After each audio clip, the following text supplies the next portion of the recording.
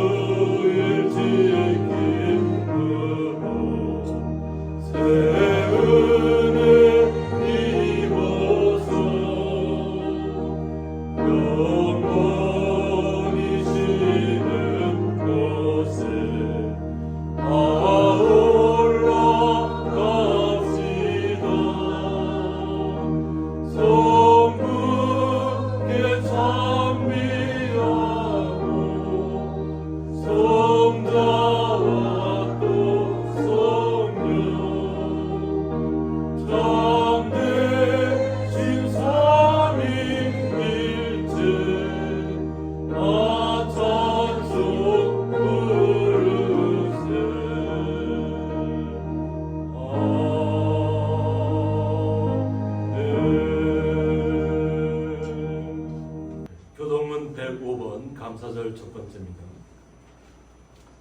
여호와께 감사하라. 그는 선하시며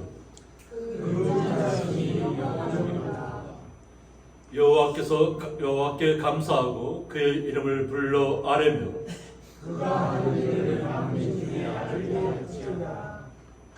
그들이 광야 사막길에서 방황하며 거주할 성읍을 찾지 못하고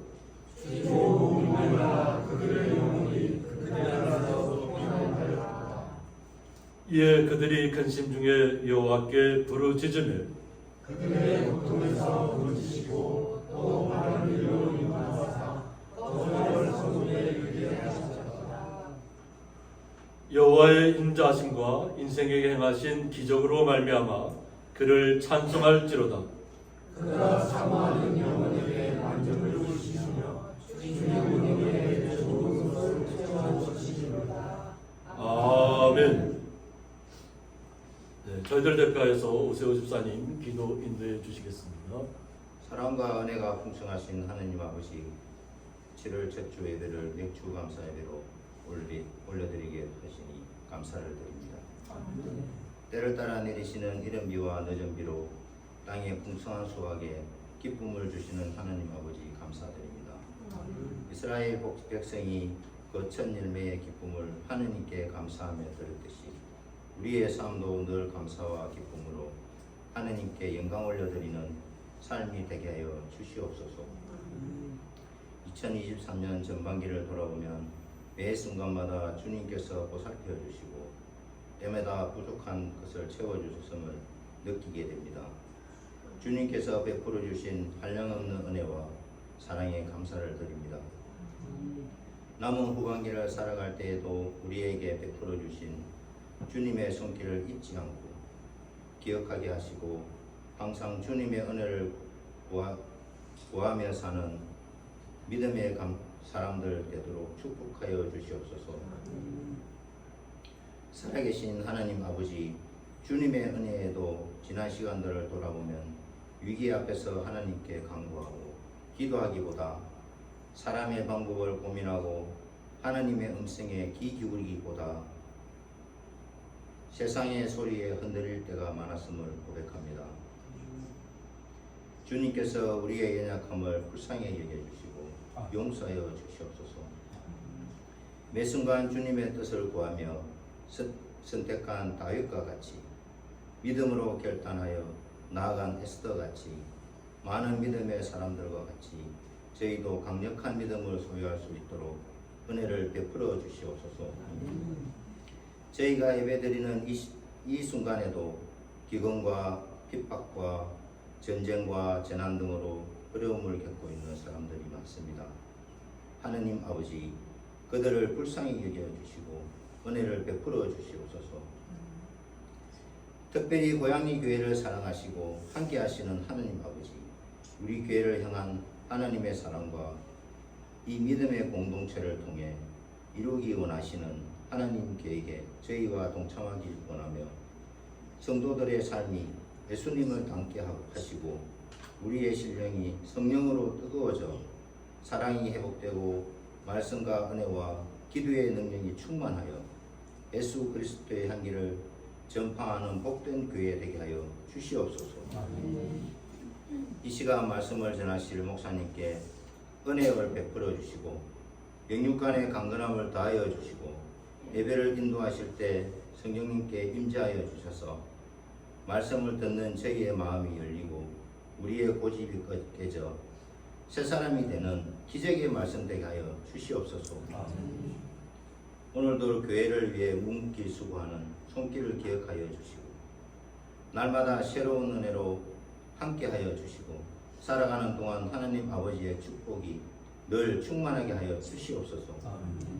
오늘도 찬양으로 하나님 아버지께 영광 돌리는 사모님께 은혜와 평강이 넘치는 찬양이 되어 기뻐 받으시는 찬양이 되게 하여 주시옵소서. 이 자리에서 간절히 예배하는 성도들 한 명 한 명에게 찾아와 주셔서 마음의 간절한 소원과 기도 제목이 응답되는 은혜의 시간 되도록 축복하여 주시옵소서. 드려지는 예배가 영광과 진리로 드려지게 하여 주시고 예배의 처음과 끝을 주님께서 주관하여 주시고 임재하여 주시길 간절히 바라오며 거룩하신 예수님의 이름으로 기도드리옵니다. 아멘.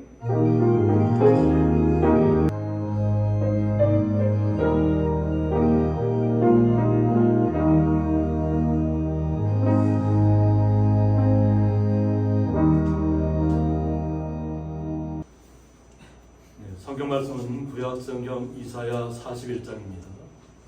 이사야 41장 1절에서부터 4절까지 함께 읽도록 하겠습니다. 섬들아 내 앞에 잠잠하라. 민족들아 힘을 새롭게 하라. 가까이 나아오라. 그리고 말하라.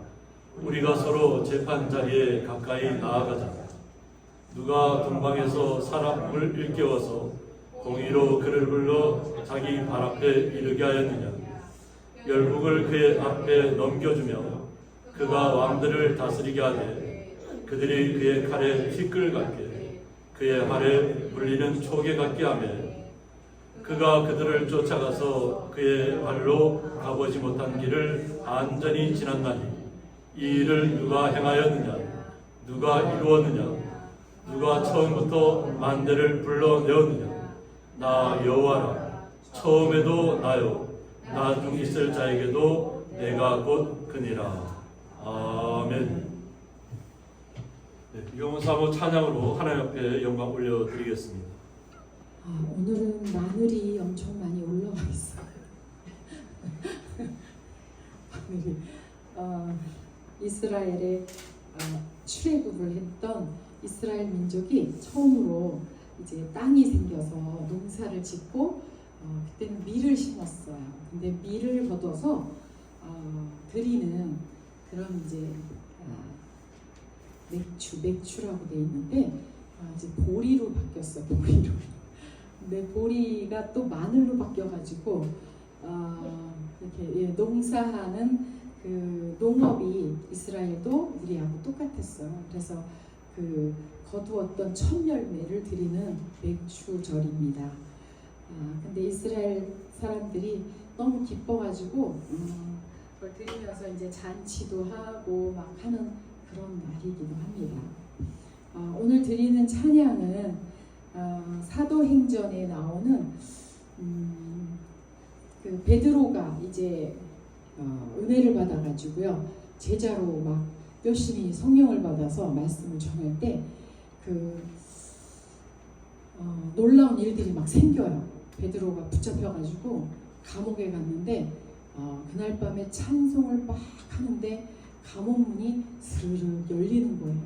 그래서 베드로하고 또 이렇게 막 근데 목이 비어지는 그런 일도 생기고 또 어떤 동네에 갔더니 아나니아와 사피라라고 하는 그 부부가 열심히 막 선교도 하고 하다가 또 헌금을 드렸는데 여자는 조금만 깎아서 냅시다. 그리고 이제 했더니 여자가 죽었어요. 그렇게 헌금을 잘못 내가지고 그래서 참 여러 가지 일들이 많았어요. 그러니까 막 이 그리스도인들이 처음에 복음을 받아들이는 그리스도인들이 막 헷갈리는 거예요. 이게 도대체 어떻게 된 거냐? 예수님이 그렇게 무서운 거냐? 막 서로들 막 난리가 나고 그랬는데 집집마다 예수님을 받아들인 그 사건 때문에 막 우리가 왜 간증하면 그 얘기 듣고 또 듣고 싶고 막 그렇게 하잖아요. 그런 하나님을 그거를 그 말씀에 빗대어서 지은 찬양입니다. 사도행전 5장 42절이에요. 예수는 그리스도라고 가르치기와 전도하기를 그치지 아니하니라. 그리스도 우리를 위해서 죽으신 구원하러 오신 분이다. 이런 말을 막 가르치는 거예요. 그래서 이것을 또 듣고 나가서 막 전도하기를 그치지 아니하니라. 그러면 성령의 열을 받아서 주님을 전하던 그런 사람들의 이야기를 이렇게 찬양으로 만든 곡이에요. 이 곡을 오늘 찬양을 드리도록 하겠습니다.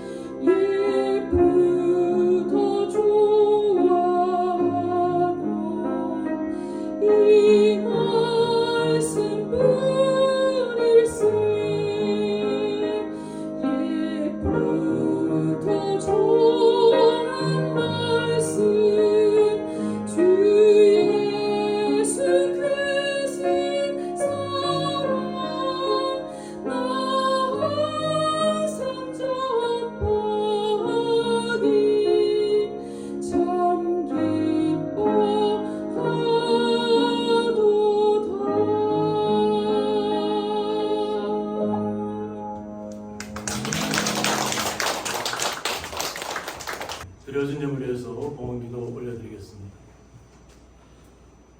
하나님 아버지 감사합니다. 맥주 감사 주일을 맞이해서 주의 거룩한 성도들이 너무나도 어렵고 힘든 과정 속에서도 때로는 비가 오고 발이 빠지는 사업 가운데서도 마늘을 캐고 수고하고 했던 땀 흘린 것들을 통해서 주님 앞에 올려드리며 각자의 자리에서 수고하고 땀 흘린 것을 통해서 11조와 각종 감사의물을 주님 앞에 올려드리는 가운데 있습니다. 이 올려지는 모든 예물들 주님 앞에 영광이 되게 하셨고 온전히 주님 앞에 흠양하여 주셔서 주의 거룩한 성도들에게 마음속에 놀라운 은혜로 나타나게 하여 주셔서 어떠한 어려움이 있더라도 오직 주님만 의지하고 오직 주님께 주시는 새 힘을 얻어서 날마다 주님과 함께 동행하는 기이한 자리에 서 있을 수 있도록 주님께서 주의 거룩한 성도들에게 복의 복을 더하여 주옵소서. 주님의 놀라우신 사랑에 감사하며 예수님의 이름으로 기도드리옵나이다. 아멘.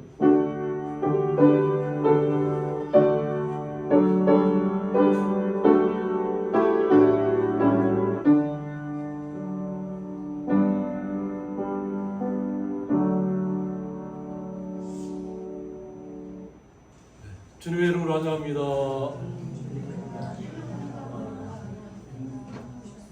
무더운 날씨에 고생이 많으셨죠? 우리 김강영 성도님 또 이렇게 오랜만에 또 나오셨는데 다 같이 한 박수를 맞으시기 바랍니다. 오늘 말씀의 제목은 민족들아 가까이 나오라 이런 말씀 제목 가지고 말씀을 나누고자 합니다. 그동안은 맥주 감사절 맞아 감사절에 대한 의미를 그동안 많이 말씀을 통해 전했기 때문에 우리가 진정 어떻게 하는 것이 주님 앞에 감사하는 것인가 하는 것을 오늘은 또 살펴보고자 합니다. 그래서 우리가 이 땅에서 살아가는 일들은 결코 쉬운 일들이 없습니다. 땀을 흘려야 되고 또 지금은 장마가 약간 소강 상태로 잠깐 물러났지만 비가 그렇게 엄청나게 내리는 가운데서도 때로는 때가 이르면서 또 마늘을 캐야 되는 그 과정들 건장한 남자들이 있다면 뭐 삼지창을 들고 나가서 남자들이 먼저 이렇게 캐고 그 뒤따르면서 이렇게 하면 되는데 지금은 일손들이 부족하잖아요. 때로는 혼자서 캐야 되고 또 호미로 들고 캐야 되고 그 땅은 거치는 땅에서 하나하나 이렇게 펴가면서도 성도님들이 마음에서 이렇게 오늘도 이렇게 마늘이 드렸지만 가장 좋은 것으로 하나님 앞에 드려야 되기 때문에 가장 좋은 것을 가져왔습니다 하는 그 마음, 하나님께서 그 마음을 받으신 거예요. 정말로 예전에는 춘궁기를 지날 때에는 정말 먹을 것이 없었을 때 보릿고개를 넘어간다는 얘기들을 많이 하셨잖아요. 근데 그 첫 수확을 주님 앞에 먼저 드렸다는 것입니다. 그런데 하나님 앞에 드려진다는 것은 하나님께서 과연 부족해서 하나님께서 우리 성도들에게 가장 첫 번째부터 가져 나오라는 것이 아닙니다. 하나님을 만나러 나오라는 거예요. 이스라엘은 가장 절기 때마다 예루살렘 성을 향해서 왔던 이유가 뭐냐면 각자의 생활 터전 속에 있다가 절기 때라도 하나님의 전에 나와서 하나님을 만나라는 것입니다. 하나님이 어떤 많은 것을 받기 위해서 그가 그렇지 아니라 흩어져 있던 고생하고 정말 쓰디쓴 나무를 먹어야 되고 그 고통의 시간을 견뎌냈던 그러면서도 하나님께서 모든 것을 주관한다고 하는 그 고백을 하나님 만나서 직접 드리라는 겁니다. 그러니까 하나님은 그런 마음을 받기를 원해서 맥주절을 지키라고 말씀하신 거죠. 그런데 지금은 시대가 변했잖아요. 우리 농촌에서는 아직까지도 농사를 지어서 하나님 앞에 드리지만 도시에 사는 분들은 또 농촌을 경험하지 못했던 분들은 마늘을 드리는 것이라든가 보리를 드리는 것이라든가 밀을 드리는 것이라든가 이런 부분에 대해서 전혀 모르고 있는 거예요. 그러다 보니까 설교하는 것이 맥주감사주의를 갖다 온전하게 지키지 않는 거예요. 왜? 농사 짓는 분들이 거의 없잖아요. 도시에서. 그러니까 형식에 치우치는 거예요. 그런데 하나님께서 원하시는 것은 하나님이 우리 아버지잖아요. 그래서 우리가 기도할 때 하나님 아버지 앞에 우리가 나와서 예수님의 이름으로 기도하는 것이죠. 하나님께서는 나와 만나자는 거예요. 하나님 아버지와 만나서 이야기하자는 거예요. 그런데 사람들은 만나려고 하지 않는다는 거예요. 그러니까 하나님이 어떻게 이스라엘 백성들을 대해야 돼요. 그래서 그 본문이 오늘 이사야 선지자를 통해서 나타나는 것입니다. 섬들아 내 앞에 잠잠하라고 했습니다. 이 섬들은 전 세계에 있는 모든 민족들을 통틀어서 얘기합니다. 우리가 생각할 때 뭐 어떤 이렇게 우리가 아주 작은 섬을 얘기하잖아요. 이제 그런 섬을 얘기하는 것이 아니라 각 나라마다 다 이렇게 어떻게 보면 떨어져 있잖아요. 그것도 바다가 다 차지하고 우리가 이 땅에 살아가는 모든 민족들을 향해서 하나님께서 얘기할 때 섬들아라고 얘기합니다. 내 앞에 좀 잠잠해라. 부유하지 말라는 거죠. 스스로 막 분쟁하고 서로 자기가 나라를 뺏으려고 침략하고 그래서 자기의 나라만 부강하게 하려고 하는 그런 시간들이 하나님이 없는 가운데 이루어지는 것이라면 다 쓸데없다는 것이죠. 그래서 잠잠하고 내 말을 좀 들어보라는 겁니다. 그러면서 하나님께서 민족들아 힘을 새롭게 하라고 했어요. 하나님의 사람들이 하나님께서 모든 만물을 창조하셨고 이 땅에 살아가는 모든 민족들은 다 하나님께서 창조하신 그 만물 속에서 살아가고 있는 것입니다. 그런데 하나님을 잊어버리고 있잖아요. 하나님을 떠나 있잖아요. 그러니까 각 민족마다 힘을 새롭게 하라는 거예요. 새로운 마음을 가지라는 겁니다. 그리고 가까이 나오라고 했어요. 하나님께서는 형식적인 것 만남을 갖기를 원하는 것이 아니라 하나님의 아버지가 정말로 내 앞에 있는 것처럼 가까이 나와서 만나기를 원하고 있는 것입니다. 하나님이 눈에 안 보이니까 멀리 있는 것처럼 느껴지나요? 그렇게 느껴질까 봐 예수님께서 이 땅에 오신 것이잖아요. 그리고 자신의 몸을 희생해서 우리를 위해서 죽으시고 피를 흘리셔서 다시 부활하신 뒤에 성령을 우리에게 주셨잖아요. 주님을 영접하는 모든 것마다 성령이 우리 안에 내주하고 있다는 것입니다. 그래서 우리의 신음소리조차도 들으시는 분이 성령님이 우리의 신음소리조차도 다 하나님 앞에 알고 계시는 거예요. 그러니까 우리의 진정한 마음이 하나님 앞에 가까이 나와야 한다는 것입니다.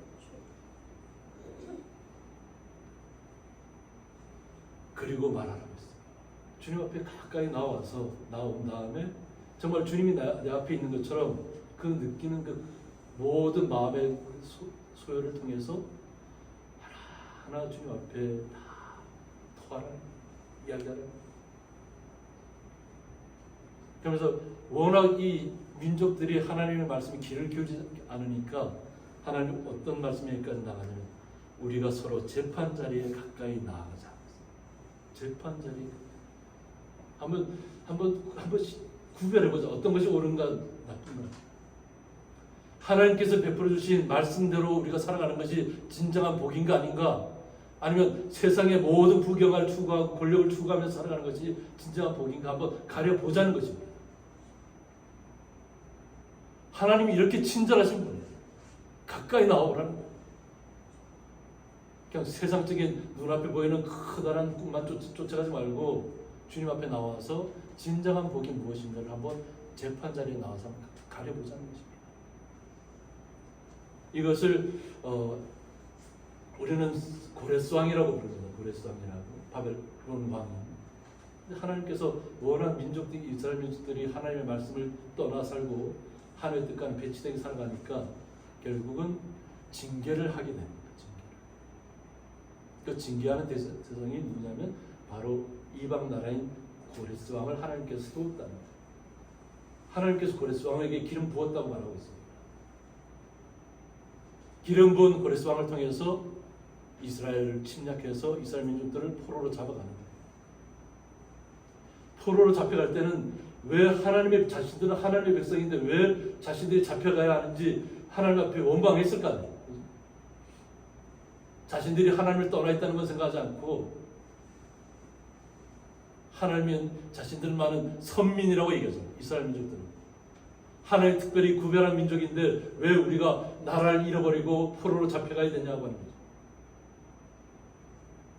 그런데 포로로 잡혀간 곳에서부터 다시 그들이 하나님을 깨닫게 되죠. 하나님이 어떤 분이신가. 그리고 때가 이르면 고레스 왕을 통해서 다시 복귀시켜주죠. 하나님의 시간을 우리가 이해하지 못하면 제가 이렇게 처음 막 뜨거운 불이 막 말씀에 뜨거운 불이 올라왔을 때 가장 충격받았던 이유가 어디였냐면 역대기, 열왕기, 상하 그 부분이 우리는 성경을 통째로 다 볼 수 있잖아요, 그죠? 그러니까 아니 하나님께서 이렇게 회복시켜 주었는데 왜 하나님을 또 떠나고 우상을 섬기고 우상 속에 물들어 있다가 또 하나님의 징계를 받고 또 하나님 돌아오면 하나님도 회복시켜 주시잖아요. 근데 이것이 계속 반복된다는 거예요. 그러니까 우리는 성경을 통째로 읽으니까 이스라엘 민족들이 이해가 되지 않는 거죠. 어떻게 이렇게 하나님께서 이렇게 회복시켜 줬는데도 불구하고 돌이켜서 다시 또 죄악 속에 물들고 있는가. 그런데 우리가 인생을 돌아봐야 돼요. 그들은 자신들이 하나님의 그런 세계를 우리처럼 통째로 보지 못했다는 거죠. 그러니까 눈앞에 보이는 세계만 봤다는 거죠. 어떤 나라가 열강하고 어떤 나라가 군사력이 많고 어떤 나라가 더 힘이 센가를 그들은 보고 있잖아요. 하나님을 의지하는 것이 아니라 군사력을 의지하고 나라의 크기를 어떤 나라가 더 자신들이 가면 유리한가를 따지고 있잖아요. 그러니까 하나님을 떠나는 거예요. 자신들에게 도움을 줄 나라가 어떤 나라인가를 보잖아요. 하나님을 믿고 하나님을 신뢰하고 나가는 것이 아니라 주변의 열강들이 어떤 나라를 내가 손을 잡아야 나를 지켜줄 수 있는가를 바라보고 있다는 거예요. 그러니까 하나님이 얼마나 참담하겠어요. 하나님의 백성이 하나님을 잃어버리고 열강의 세계만을 바라보고 있어요. 어떤 나라가 더 유리한가 자신들이. 그러니까 하나님께서 고레스 왕을 기름 부어서 고레스 왕을 통해서 징계한다는 것입니다. 이것이 오늘 이사야 선지자를 통해서 말씀하고 있는 것입니다. 누가 동방에서 사람을 일깨워서 공의로 그를 불러 자기 발 앞에 이르게 하였느냐 했습니다. 하나님이 하셨다. 고레스 왕을 부른 것도 그 당시 역사적인 사건을 실제로 봤을 때는 고레스 왕을 통해서 역사하셨다. 그런데 하나님께서 말씀으로 미리 말씀해 주고 있잖아요. 누가 동방에서부터 그를 불렀는가.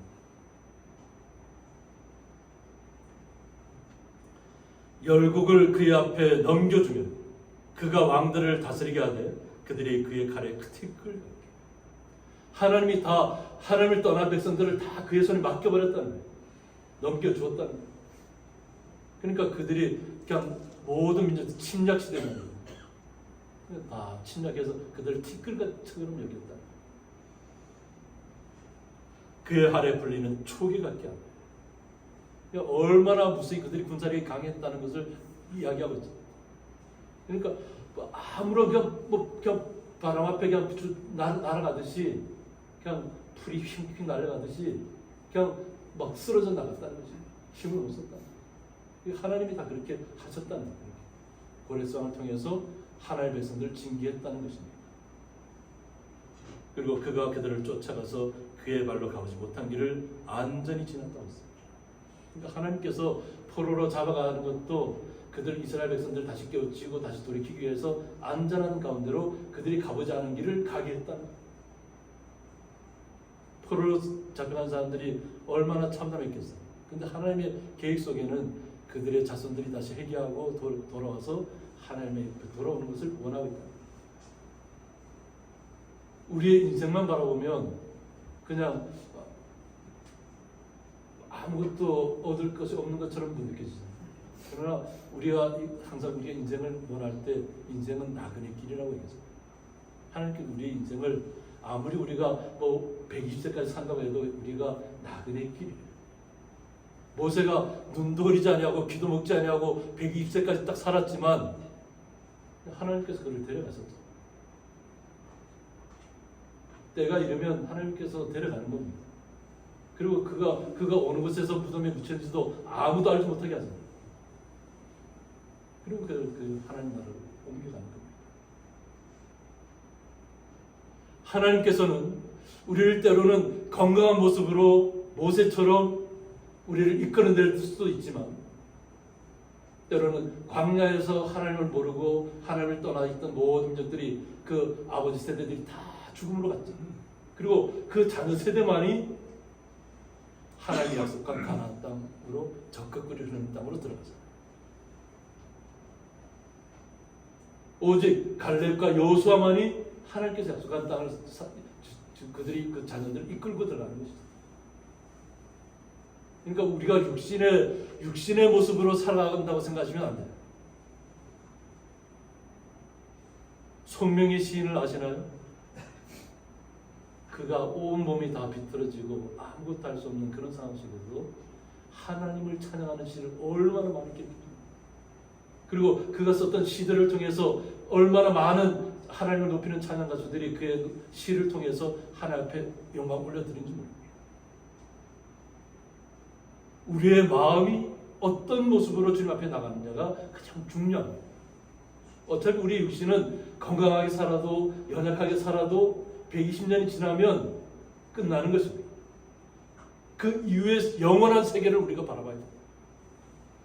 그 세계를 가기 위해서 우리가 이 땅의 험난한 길을 주님만을 의지하고 인내하며 살아가는 것입니다. 이것이 고레스 왕을 통해서 하나님의 크신 계획 안에 있었다고 하는 것입니다. 우리는 이해하지 못했을지라도 하나님은 큰 그림을 그리고 계셨다. 하나님의 나라에 영원한 하나님의 나라의 천국으로 이끌려면 우리가 주님 앞으로 돌아와야 되잖아요. 주의 거룩한 성도가 되어야 되잖아요. 성도가 되지 않고는 주님의 영원한 하나님의 나라의 천국에 들어갈 수가 없다는 것이에요. 그러니까 하나님께서 우리에게 때로는 징계를 통해서 깨닫는 시간을 우리에게 허락해 주신다는 것입니다.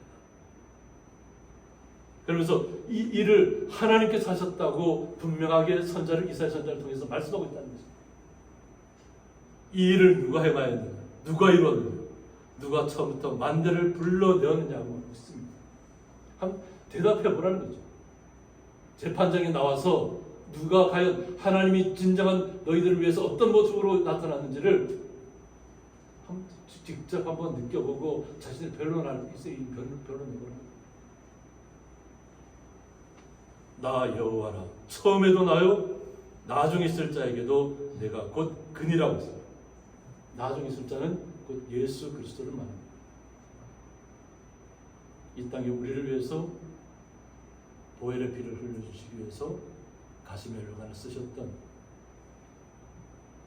그리고 하나님의 나라를 이끌기 위해서 영원한 하나님의 나라를 이끌기 위해서 주님을 보내실 것까지도 처음과 끝을 이야기하고 있어요. 그러면 우리의 모습은 어떤 모습으로 바뀌었을까요? 하나님께서 이사야 선지자를 통해서 아주 강력하게 이야기하셨잖아요. 어떻게 받아들였을까요? 이스라엘 백성. 그냥 하나님의 말씀을 그대로 다 받아들였으면 얼마나 기뻤겠어요.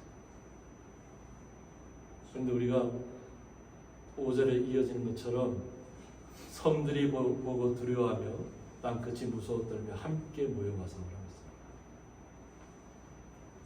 하나님께서 말씀하셨습니다. 그러니까 모든 세계 모든 민족들이 그것을 보고 두려워하였다는 겁니다. 하나님의 영광이 드러났잖아요. 땅끝이 무서워 떨며 함께 모여와서. 여기까지만 읽을 때만 보면 하나님 앞에 우리가 무섭고 두렵고 떨림으로 인해서 하나님께로 돌아가는 것처럼 보여요. 이어지는 다음 절에서도 마찬가지입니다. 각기 이웃을 도우며 그 형제에게 이르기를 너는 힘을 내라. 얼마나 좋은 이야기예요. 이웃을 도와주고 있다고 하잖아요. 이웃을 도와주고 있어요. 그리고 형제들에게 이르기를 너는 힘을 내라고. 얼마나 감동적인 이야기예요. 그런데 이 모든 감동적인 이야기들이 하나님을 떠나는 모습 속에서 나왔다는 거죠. 다음 절이 충격적입니다. 목공은 금장색을 격려하며 우상을 만드는 사람들을 격려한다는 거예요. 나무에다가 금을 입히고 형상을 만들고 그렇게 만드는 사람들에게 더 격려했다는 거예요. 이웃을 도와주고 뭐 형제기 너희 힘을 내라고 했던 이 모든 시간들이 우상을 만드는데 나타났다는 것입니다. 망치로 고르게 하는 자는 매질꾼을 격려하며 이르되, 망치로 뭐 우리 주부를 만들어야 될 거 아니에요, 그지? 땜질이 잘 된다 하니 그가 못을 단단히 박아 우상을 흔들리지 아니하게 하는구나. 뭐를 흔들리지 않게 한다? 우상을. 하나님께서 이렇게 심판 자리에 나와서 결단을 하라고 얘기하는데 결단한 마음이 뭐예요? 두렵고 떨리는 마음으로 우상들을 더 의지했다는 거예요. 우리의 성도들의 입장에서는 전혀 이해가 되지 않는 얘기죠. 그런데 이스라엘 백성이 그렇게 했다는 거예요.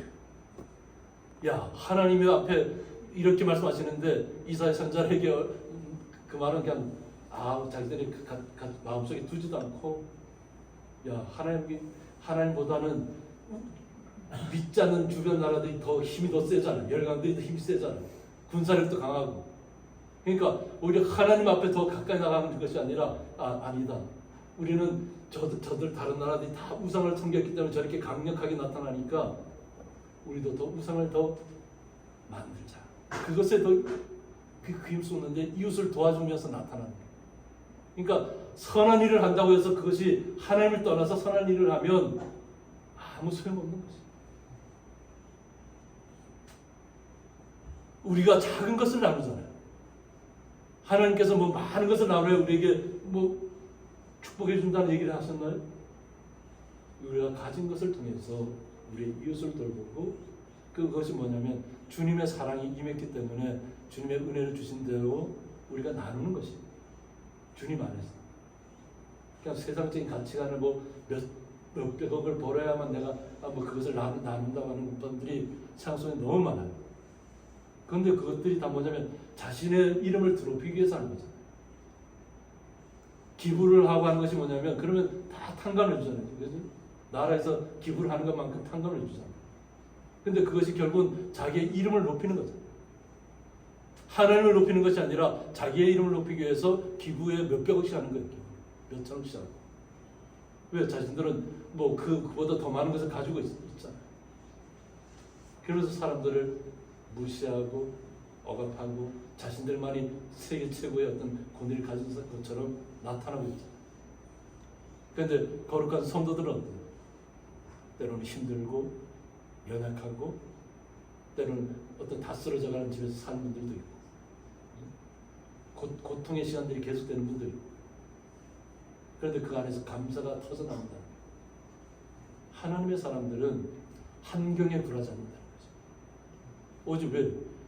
영원한 하나님의 나라를 예비하신 주님께서 나에게 오셨잖아요. 그리고 이 땅에서의 삶에서 쓰러지지 말고 넘어지지 말고 그냥 좌절하지 말고 끝까지 나를 붙들고 쫓아오라고 얘기합니다. 그러면 이 모든 고통의 시간들이 끝나면 영원한 고통도 슬픔도 아픔도 없는 하나님의 나라를 내가 예비해놨다고 얘기합니다. 그것을 바라보고 이 땅의 모든 수고와 그것을 주님만을 의지하고 이겨내라는 것입니다. 우리는 이런 잘못된 생각을 가진 이스라엘 백성들을 보았잖아요. 그러면 우리가 어떤 마음이 생겨야만 과연 주님 앞에 온전한 마음으로 나갈 수 있어요? 그냥 조금 전에 말씀 살펴봤던 것처럼 그냥 우상을 만들고 막 격려하고 막 망치로 두드리면서 힘을 내라 그래서 우상을 더 만들자 이렇게 해야 될까요? 그러면 우리가 더 높은 것을 많은 것을 얻을 수 있다 할까요? 그러나라고 얘기합니다. 나의 종 너 이스라엘아, 내가 택한 야곱아라고 묻습니다. 하나님이 택한 사람이 있다는 거예요. 보면 나의 벗 아브라함의 자손아라고 얘기합니다. 그러니까 믿음의 뿌리잖아요, 아브라함이. 근데 이 믿음의 뿌리를 통해서 우리가 주님을 영접했잖아요. 우리의 시대까지 넘어와서 우리가 주님을 영접했잖아요. 우리가 주님을 영접한 모든 거룩한 성도를 갖다가 주님께서 하나님 아버지께서 우리에게 어떤 칭호를 주셨냐면 나의 벗이다. 나의 벗이다. 무엇이라고요? 나의 벗이다. 벗이 얼마나 친밀한 관계인가. 친구를 위해서 목숨을 버린다는 것이 가장 큰 믿음이라고 예수님께서 말씀하셨는데 나의 벗을 위해서는 우리가 그런 희생도 감수할 수 있잖아요. 진정한 벗은. 근데 하나님께서 나의 벗이라고 우리 성도님들을 부르고 있다는 거지. 우리의 후손, 믿음의 후손들. 그래서 여기서 나의 벗 아브라함은 아브라함 오합이라고 해서 아브라함에 대한 하나님의 극진한 사랑과 애정을 나타내는 표현인 동시에 아브라함을 조상으로 하는 선민에 대한 성실한 사랑을 확인해주는 표현이기도 하다고 했습니다. 그러니까 하나님께서 우리에게 정말 큰 나는 너희들에게 이렇게 가깝다는 거죠. 벗처럼 가깝다. 그러니까 어려워하지 말고 어떤 문제가 있든지 다 가지고 하나님 아버지 앞에 나와서 아버지를 앞에 찾으라는 거예요. 우리의 모습이 아버지의 모습을 가지고 있고 자녀의 모습을 가지고 있잖아요. 근데 아버지들은 어때요? 자녀가 하는 모습들을 살펴볼 수 있어요. 자녀들이 모르는 부분을 아버지는 왜 자신 아버지로부터 계속 우리가 보아왔잖아요. 그래서 깨달아왔잖아요. 그리고 어떤 잘못을 하고 있음에도 불구하고 돌아오면 어떻게 해요? 그냥 가장 사랑스럽게 안아주는 것이 바로 아버지입니다. 잘못된 길을 걸어갈 때도 그래서 지켜볼 수도 있어요. 그러나 돌아오기만을 기다립니다. 알면서도 그래요. 잘못된 길을 가면서도 가는 걸 알면서도 지켜보고 있어요. 보살피고 있어요. 우리가 비록 잘못된 생각을 가지고 세상적인 판단과 기준을 가지고 나아갈 때도 하나님께서는 그냥 지그시 바라보고 계십니다. 우리 성도님들이 다 그래요. 저는 뭐 우리 성도님도 그렇지만 제가 항상 강조하지만 저는 모태 신앙에도 불구하고 그냥 국민학교 때부터 그냥 담배를 그것도 그 예배당 뒤에서 담배를 피웠고 또 중학교 2학년 때부터 술을 그냥 마셨고 안 마셔본 술이 없을 정도로 다 마셨지만 어느 순간에 그냥 산에 등산 갔다가 거기서 술 마시고 완전히 그냥 사람이 그냥 생각만 있지 온몸 내 스스로 몸을 움직일 수 없는 상황까지 들었어요. 뇌는 깨어있고 모든 주변의 이야기는 다 들리는데 저는 할 수 있는 게 아무것도 없고 그나마 한쪽 눈 마저 보이던 눈마저 안 보이는 상황까지 가버려요. 얼마나 절박했겠어요. 제가 하나님 앞에 돌아오면서 하나님 한 눈만이라도 온전하게 보게 해준 거 너무나 감사합니다 하고 고백하면서 주님 앞으로 돌아왔는데 그 과정 속에서 제가 한 눈 보이던 눈마저 안 보이는 상황 속에 처했을 때 얼마나 절박했는지 모릅니다. 벽을 짚으면서 제가 좀 앞이 안 보인다고 벽을 짚고 들어갈 때는 근데 하나님께서 온전히 다시 회복시켜 주셨죠. 이제는 예전에 막 온전히 그러니까 술과 담배를 찌들어 살았던 삶 속에서 하나님 앞으로 돌아오고 나서는 그 모든 것이 싹 사라졌죠. 언제 내가 담배 피웠는지 언제 내가 술을 마셨는지 모를 정도로 지금 바뀌어 있죠. 우리 성도님들 중에도 그래요. 오늘은 몸이 좀 편찮아서 안 나오셨는데 조옥순 성도님 평생을 담배를 피우지 않으면 안 되는 상황에 처해 있었어요. 유교 때 그 오빠가 수류탄에 산화되는 모습을 봤다. 수류탄에 자신의 오빠가 다 산산조각 찢겨서 사라지는 모습을 봤을 때 얼마나 충격을 받았겠어요. 술은 안 마시는데 담배를 피우지 않고는 자기가 화병이 있어서 못 살아가겠다는 거예요. 그래도 우리는 예수를 믿었잖아요. 저는 항상 근데 술을 마시든지 담배를 피우든지 그 상관없이 주님을 영접하는 것이 뭡니까?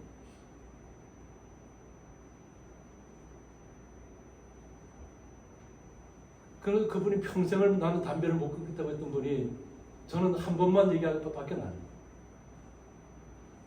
건강을 위해서는 끊으시는 게 좋겠다.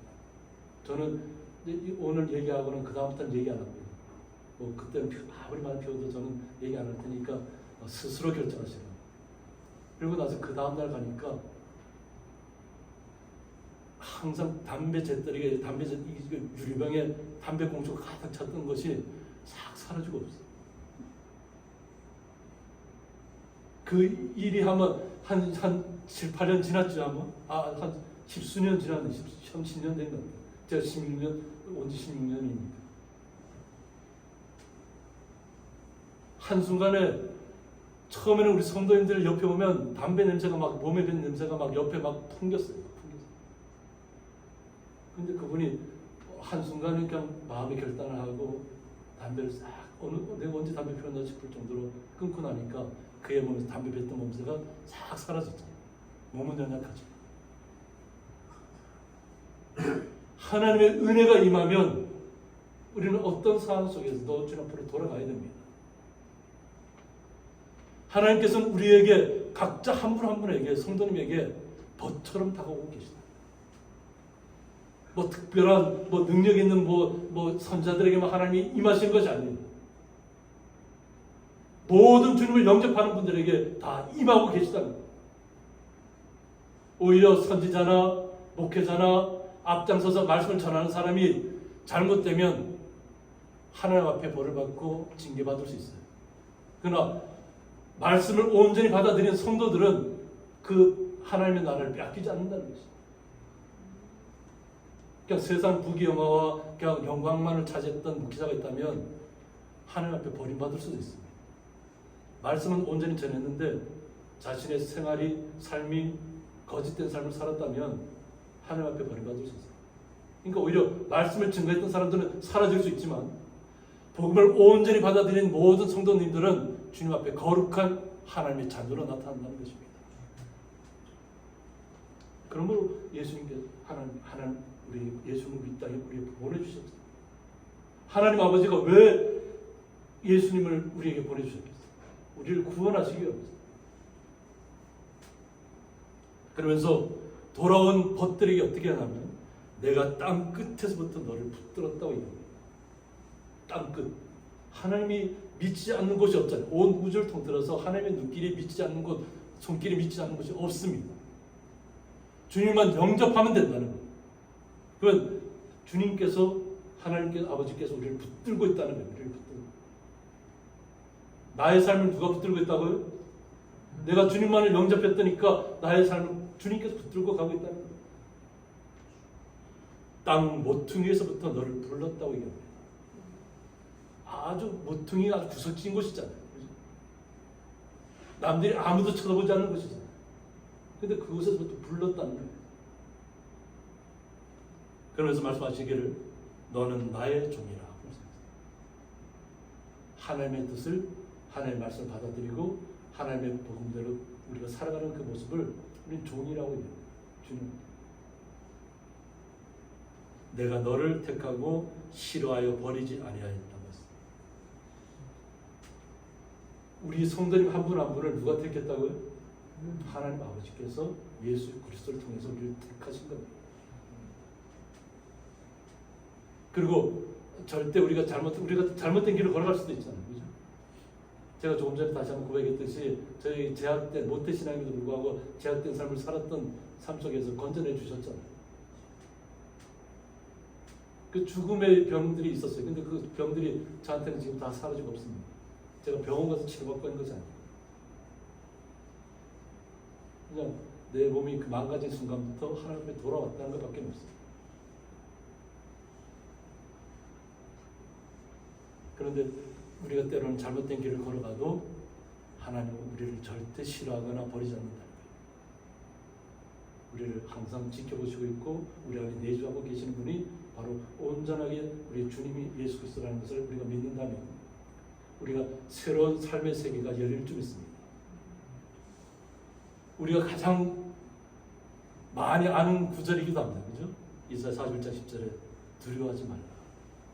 내가 너와 함께하리라. 우리가 온전히 주님을 향해서 마음이 열려지고 깨달아졌을 때 이 말씀을 신뢰할 수 있다는 거예요. 그냥 뭐 암송하는 것처럼 그냥 이런 말씀을 외워서는 아무 의미가 없어요. 나의 생각과 마음의 생각이 바뀌어야 됩니다. 아, 내가 주님의 자녀구나. 하나님이 나를 가장 가까이 나를 바라보고 있고 나의 벗이라고 얘기하고 있고 예수님을 통해서 그 보혈 피를 흘려서까지라도 우리를 택하여 주셨잖아요. 우리 성도님 한 분 한 분이 주님 앞에 택함을 받았다는 것 자체가 너무나도 놀라운, 우리가 상상할 수 없는 일이에요. 상상할 수 없는 일.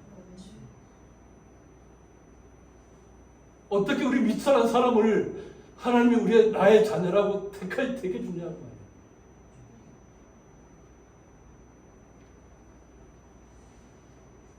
온전히 우리의 마음이 열리면 주님께서 왜 우리에게 두려워하지 말라고 했는지를 깨닫게 돼요. 왜? 주님이 나와 영원토록 함께 하실 것입니다. 또 놀라지 말라고 해요. 놀라지 마. 나는 내 하나님이 되리라.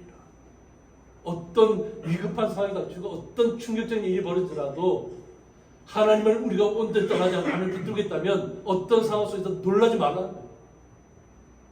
하나님이 나의 아버지, 하나님 아버지가 나의 아버지. 왜 놀라지 말라는 거죠. 그래서 내가 너를 굳세게 하리라. 누가 굳세게 해준다고요? 하나님 아버지께서 굳세게 해줘요. 나를. 참으로 너를 도와주겠다고 해서 참으로. 우리 성도님이 하나님이 나한테서 시선을 돌린 것 같이 느껴지나요? 그런 생각을 가진 적이 있나요? 하나님 절대 우리에게서 시선을 뗀 적이 없습니다. 우리가 시선을 돌린 것이죠.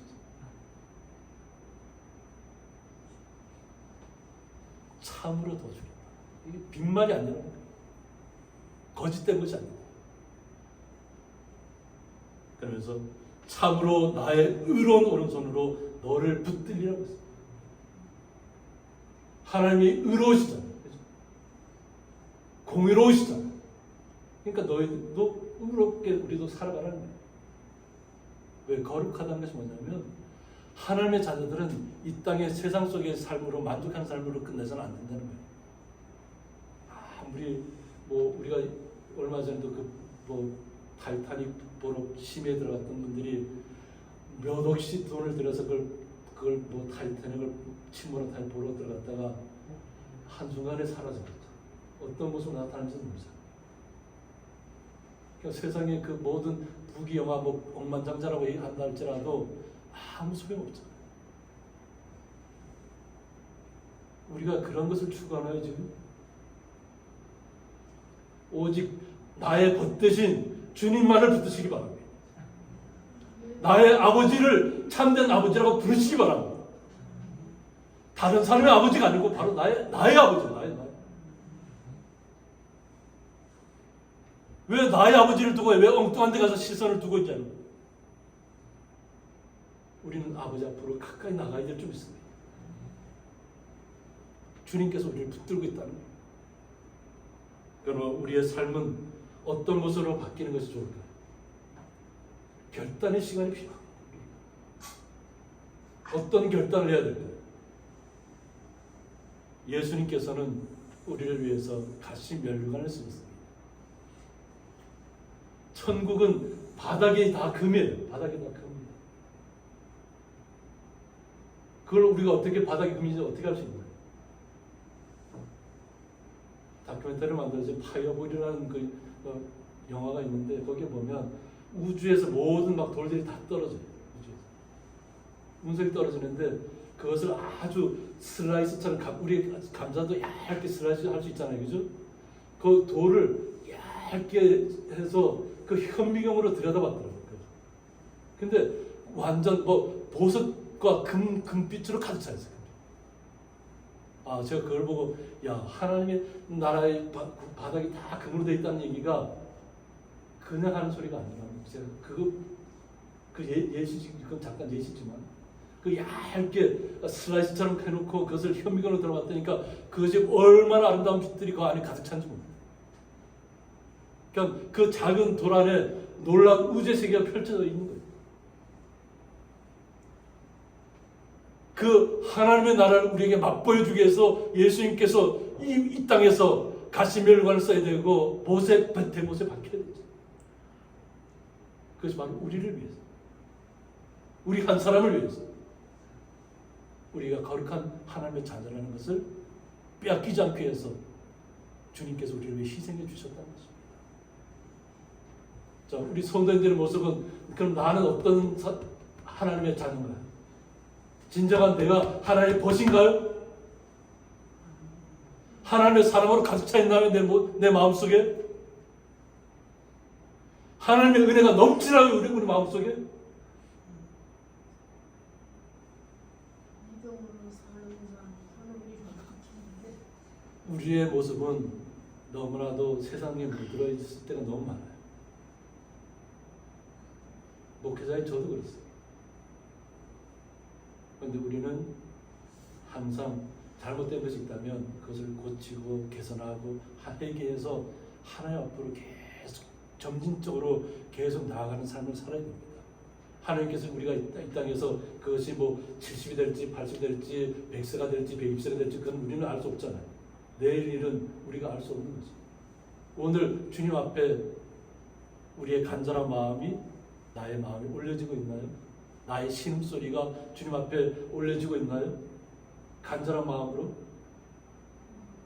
절박한 마음으로 하나님 아버지를 만나고 있나요? 주님께서는 그런 절박한 마음으로 만나기를 원하신다는 거예요. 탕자는 어떻게 우리가 항상 알고 있잖아요. 그냥 아버지한테서 재산을 다 가지고 나갔잖아요. 자기 그것을 다 탕진해 버렸잖아요.